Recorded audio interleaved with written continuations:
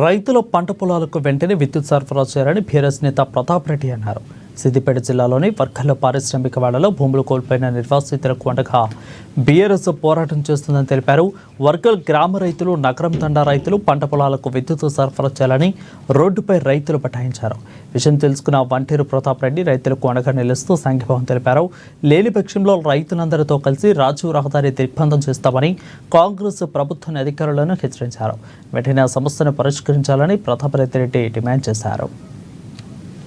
కాబట్టి మనం కూడా ఆలోచించి వాళ్ళకి వస్తుంది కాబట్టి రోడ్డు మీద వచ్చింది. దాన్ని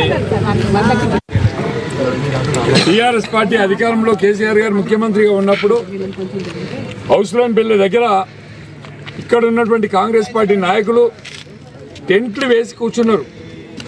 ఆ రోజు పొన్నం ప్రభాకర్ గౌడ్ గారు వచ్చారు, దానం రాజ నరసింహ గారు వచ్చారు, ఉత్తమ్ కుమార్ రెడ్డి గారు వచ్చారు.